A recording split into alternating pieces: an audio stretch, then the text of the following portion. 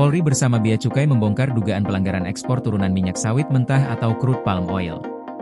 Puluhan kontainer berhasil diamankan dalam pengungkapan ini. Kapolri Jenderal Listio Sigit Prabowo menyampaikan kasus ini berawal dari temuan lonjakan signifikan ekspor komoditas Fattimeter. Komoditas Fattimeter merupakan materi lemak atau asam lemak yang dihasilkan sebagai produk samping dari industri, seperti pembuatan sabun dan biodiesel. Seluruh peningkatan ekspor berasal dari perusahaan yang sama, yakni PT MMS. Hasil pendalaman menunjukkan ekspor Fattimeter meningkat hingga 278% dibandingkan tahun-tahun sebelumnya. Pemeriksaan laboratorium mengindikasikan kandungan dalam barang tersebut tidak sesuai dengan ketentuan yang diatur dalam Peraturan Menteri Perindustrian Nomor 32 Tahun 2024. Produk ini seharusnya berpotensi dikenai bea keluar dan pungutan ekspor sesuai aturan. Sebanyak 87 kontainer diamankan, dengan total berat mencapai 1.802 ton dan nilai setara 28,7 miliar rupiah. Barang-barang ini sebagian besar merupakan campuran turunan kelapa sawit. Kapolri menyebut pendalaman akan dilakukan bersama Ditjen Bea Cukai untuk mengusut modus penyelundupan dan penghindaran pajak yang berpotensi merugikan negara. Target ekspor 87 kontainer ini adalah Cina.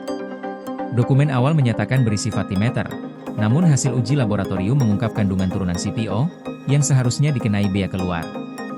Modus ini memanfaatkan celah aturan pembebasan pajak, yang jika tidak diawasi, dapat menimbulkan kebocoran keuangan negara. Kapolri menekankan pengawasan dan penegakan aturan ekspor menjadi penting demi menyelamatkan potensi kerugian negara. Dana yang seharusnya masuk ke negara dapat digunakan untuk program pembangunan dan kesejahteraan rakyat sesuai arahan Presiden Prabowo Subianto.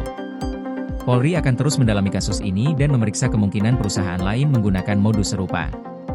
Nilai transaksi Fattimeter sepanjang 2025 tercatat mencapai 2,8 triliun rupiah. Jika ditemukan pelanggaran hukum, Polri bersama Bea Cukai siap melakukan penegakan hukum dan pengembalian kerugian negara.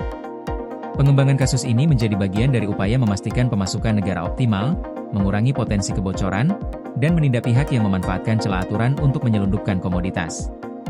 Semua langkah dilakukan sesuai harapan Presiden agar negara tidak dirugikan akibat penghindaran pajak dan pelanggaran ekspor. Koordinasi PLN dengan TNGL jelang Hari Kesaktian Pancasila.